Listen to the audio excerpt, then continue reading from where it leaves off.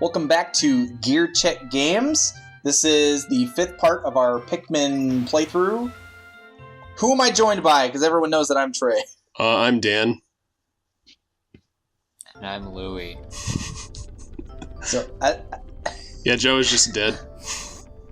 I have assumed his role. He's been replaced by Louie, who isn't even in this game. That's why he's not in the game, because he's sitting here commentating. His infamy precedes him. If Louie were actually in this game, you'd have to find twice as many parts with half as many days.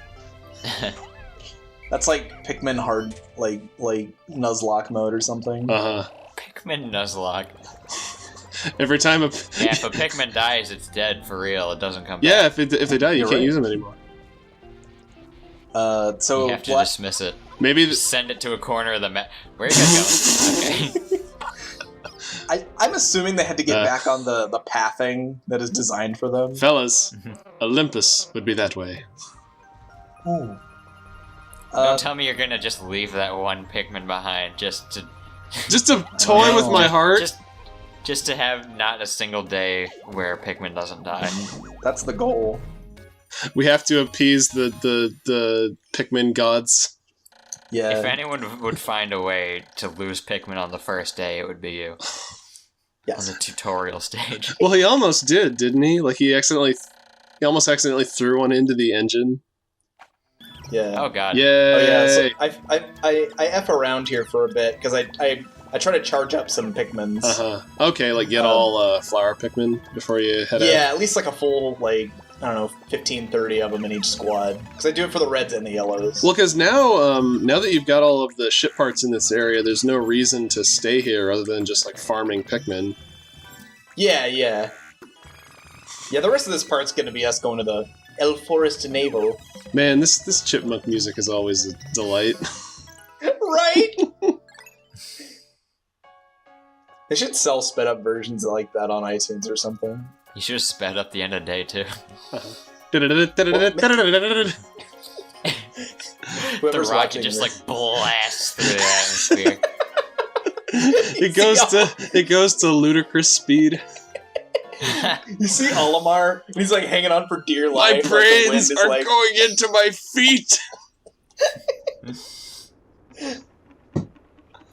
We're combing the forest navel. What have you found? We found a giant comb. It'll probably sell for like 200 Pocos. Louis tells the 3 captains that he's Olimar. Fooled you! He's like, listen, I was just hungry. We all must eat. Yes. I love that. Is there a comb treasure in Pikmin 2? There probably is. I just played through that game again. Then you could just like make that low effort, like low reaching meme. It's just like, yeah, we're combing for treasure. Ha! Oh, here's what I was talking about. If there is going wildly off course. If there is a comb in Pikmin 2, then it's surely like a name brand product placement comb. Oh yeah, because that is actually a thing in Pikmin 2. Says the guy who has never played it. Yeah, fun fact about Pikmin 2 is each version of the game, the EU version, the Japanese version, and the US version, each have different sponsors. So not all the treasures will be the same depending on which version you play. That's hilarious. Yeah. So the question is, do they have Dole bananas? Is Pikmin like the Epcot of Nintendo? Where like they don't have like name brand properties to fall back on, so they have to rely on funding from like unrelated sponsors to keep it up and running. Oh. Do you think Sega saw Nintendo doing the product placement thing, and they were like, we need to do that for our game, and so Monkey Ball was made. Oh yeah. Well, actually, wasn't Monkey Ball was originally an arcade game, like before the GameCube version, wasn't it? Oh, yeah, I think it was just called Monkey Ball, and then Super Monkey Ball was like the home console version. Oh, I always thought the arcade version came after the home version. I mean, it's possible that it did. It would be weird to me though if they called the later version just Monkey Ball, where the original was Super Monkey Ball. But so you're stealing the food from under the blue Pikmin's noses. Yeah. Or lack thereof. this little guy right here, he's the bread bug. He's a one-of-a-kind. Oh, There yeah! it is! It's our boy! Yeah.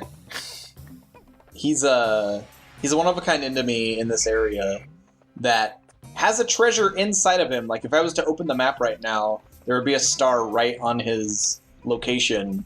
And the only way to kill him is for him to have been dragged back to the onion and then have the onion, I guess, does damage to him somehow. Yeah.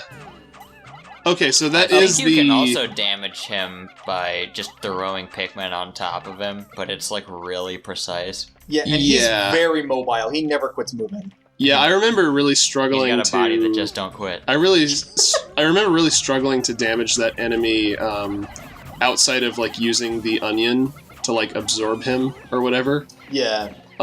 So yeah, it's validating to know that like having the onion kill him is the intended strategy. Yeah, it's simpler too because you don't have to commit as many Pikmin to him either to carry the part. So it's just like two birds, one stone. A bit with that gear. Oh yeah. This zone, it is my favorite zone, but you're gonna see two parts in this zone where parts, when they land, do crazy things. Oh, jeez. Oh yeah, there's one part that, like, if you get really unlucky, it can just, like, hit the ground and bounce off into the abyss. Yeah, and you can't collect it, and it's any Pikmin that we're trying to carry. Yeah. Well, so this part right here in the Forest Navel, I have to say something about it. When I first was doing a playthrough and editing videos for this part, because this is like my second one, there was a time where I put a soundtrack to this because I hate that part with all those not puppy blowhogs. What are those things called? Fiery blowhogs, I think. Yeah, fiery blowhogs. That I call that part of this level the gauntlet, because if you to get parts through this area without fire Pikmin is nearly impossible. Like, you have to use fire Pikmin to take parts through there, unless you kill all those guys. So, well, on the other hand, though, which I always did. On the other hand, though, the red Pikmin are like completely immune to the fiery blowhogs, aren't they? Yeah. Because all they have is that, one of like, my favorite enemies when I was a kid, because they were one of the few enemies that just could not kill Pikmin, no matter how hard you fucked up if you used the right type. I love that little kid video game logic. This enemy's easy, so it's the best one. This one's my favorite because it won't kill my Pikmin. I call them all blue food and I because hated the frogs. Oh god. Oh yeah. I still kind of do, at least in this game, because they're like, it's. I mean, I guess we'll get to them later, but like, just the fact that it doesn't seem like super consistent or predictable, like when you'll be safe and when you'll just lose all your Pikmin. Aren't the ones in Distant Spring like even worse? I think they're a little stronger, yeah. Like somehow. And most of the time you can only fight those with blues because there's so much water in Distant Spring. Man, my memory of my one playthrough of this game is a little bit fuzzy. I'm trying to think of like what my most despised enemy in this game was. Did you ever fight the Smoky Prog? No, I never did. I never did see the Smoky Prog, as you could probably guess. I unfortunately don't get to him in this playthrough, but he's this like weird like ethereal frog thing that like he can't necessarily kill Pikmin by like hitting them, but if he steps on them with his goo gas, they like perish instantly. Yeah, he leaves behind a trail of like deadly smoke. Yeah. That like if the Pikmin go into it, they just immediately die. What do you get for defeating him? Does he just like give you a lot of Pikmin from his corpse, or? You get a gold pearl that gives you, I think, either 50 or 100 Pikmin. I want to say it's 100. Damn. Oh yeah, he's one of 3 secret bosses in this game, one of which we'll see in this playthrough. What are the other 2? One is the ones at the impact site? Yeah, there's 2 in the impact site. Yeah. Did I fight those? Which, I mean, I guess they're not necessarily, like, secret, because you have to go through them for 100%, but you only have to go through one of them. Yeah. And it's kind of like, I don't know if it's random or if it's like they alternate based on the day. I think so, like depending on what day count is what boss you get there. But like realistically, you'll probably only encounter one of them and not the other. Yeah. Unless you just like take too long getting the part there. Yeah. The one part, gosh. Or just go back to grind. Man, so even in 2019, that water still looks gorgeous. Oh yeah. GameCube had some good looking water. Mm-hmm. Yeah. So what I'm doing they made a whole game out of it. Mm-hmm. Several, in fact. Oh yeah, here's the blues. Here's our blue lots. Uh-huh. Finally. They're kind of like what I like to consider like the middle ground of the Pikmin in this, because they're not necessarily good fighters, but they can't fly like the yellows. But their only real power is surviving water. Mm-hmm. Yeah. So they're just kind of there outside of that. Well, I would say this might be like... But of course, as a dumb kid, I always thought that was like the most useful power by far. Yeah, well this might be like BS, but would it be accurate to say that like each successive area that you unlock in this game has like more and more water? Oh yeah. Yeah. Because like in the Forest of Hope, most of the water is kind of like off on its own, and you're not like frequently asked to like go through it. Yeah. Whereas here, like there are more situations where you got to go through the water to like get to certain areas, and then in Distant Spring, there are just straight up like ship parts hidden underwater or like across a body of water on like a high ledge, or It's like you have to have like a squad of like 80 guys just to get like and there are parts where like you'll really want to be. I don't remember if I think it probably does tell you in the game, like if you just happen to accidentally find it out, or it just happens to accidentally like happen. But like blue Pikmin can also act as lifeguards. Oh yeah. And if any like non-blue Pikmin fall in the water near them, they'll run over and like throw them back up to dry land. Yeah. That's a neat attention to detail. There's a part in the next level that it's really stressful and kind of difficult if you don't know that. Yeah. About blue Pikmin. That's a cool touch. I actually didn't know that. I know it doesn't. I'm like 99% sure it doesn't tell you in like a captain's log that you're likely to like hear on every playthrough, but it might tell you in like one of them that might be less, I guess, obvious. Well, yeah, the captain's log that you get is kind of determined by like what happens on any given day, isn't it? It's influenced by the... So, like, I want to say that if it isn't a captain's log, it's like, oh yeah, I noticed my blue Pikmin did this today. Mm-hmm. Let me call attention to it. Yeah. Yeah. It's kind of like a reverse tutorial, but, like, there's a lot of things in Pikmin 1 that are kind of like that. Right. Like with the lifeguards thing. Like, if you encounter it, cool. Yeah, it's kind of neat. Like, the game expects you to figure these things out on your own. Holy cow. Like it'll... that's why I hate the frogs. Yeah. Because, like, they'll be covered with Pikmin, and it's like, alright, they can't jump, I'm safe. And then it jumps, and then it knocks your Pikmin down, so you can't save them, and then just lands on a circle of, like, 10 Pikmin. Yeah.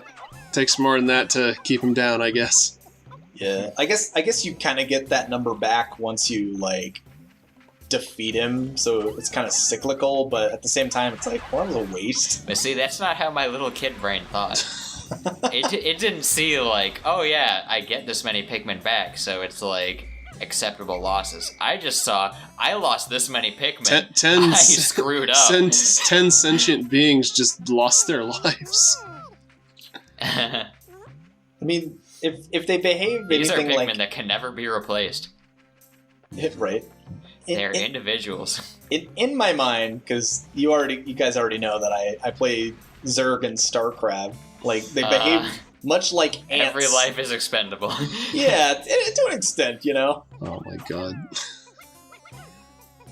One thing I was going to say earlier, this is actually a really small game, especially by modern standards. Like, there is only one full area to explore after the Forest Navel, that being the Distant Spring, and then there's like a smaller like end game area that you visit. Yeah. But like, I didn't really feel like shortchanged by that. Like, I don't know. To me, Pikmin feels like it gets as much use out of its mechanics as like it, you know, probably could have by the end of it. Oh, get away! Like maybe if there was like one more area, but you know, it doesn't feel way too short. It's just, you know. Yeah. Yeah. I feel like they definitely improve upon that in 2. Oh yeah, you got the first blue Pikmin just left it there. Yeah, I don't know why I did that. See, what I've heard of the sequel is that like that game was too long. But again, this is coming from somebody who's never played it. I'll say it's a bit repetitive, but I wouldn't say it's too long. I used to think that. I never thought it was too long, because I was definitely one of those kids that was just like, if I like a game, I want to just keep playing it forever and ever. Right. Yeah. And honestly, like 1 and 3 are most alike quest wise, because they're like 3 does have more combat than 1, like has more interesting enemies, but they kind of have a similar mission. But 2 though. 2, I like that you can kind of do the mission in any order you want. At a certain point in the game. And the kind of upgrades you get really change your experience in the terms of order that you do them. Okay, is it just me, or did that ship part look way too big to fit inside the rocket? You should... The entire interior of the rocket is just that spring. And Olimar just like awkwardly stands in the middle of it. Also, I love the implication that, like, his quote-unquote gravity jumper is just a spring. That's, like, how he gets his lift. Yeah. I mean, the ship's small enough, like, if it's a tight enough spring, you like, I wonder if it's kind of like a flea, like, it's just super, has, like, just insane lift on it. See, it shouldn't have been called the dolphin. It should have been called the flea. I can see what's going to happen already. Okay, never mind. Yeah. You circumvented it. Yeah. That's that Pikmin curiosity coming back. It will happen soon. Okay, so... I didn't... After you. Oh, I was going to say, I didn't get to say when we came here, but this is always the point in the game where, like, it starts to get, like... It's the point in the game where I always feel like it starts to get more just like less of a fun romp and more like difficult, I guess. Yeah. Because like I feel like the atmosphere of the level is like the main factor in that. Because there's like some hard stuff and oh boy, there they go. And you're just gonna let him go, huh? Yep. Yeah, it does. Survival of the fittest. Oh. Yeah, it doesn't have that same, like, warm, like, relaxing vibe that the Forest of Hope had. I can't hear them. If I don't acknowledge it, it doesn't happen. So, they're not the only ones that are gonna die. Oh, no. There's more. But why, though? Do you remember at the beginning of the episode... There's a crew somewhere tearing something down. Oh, is it the ones that worked on the, like, stick bridge?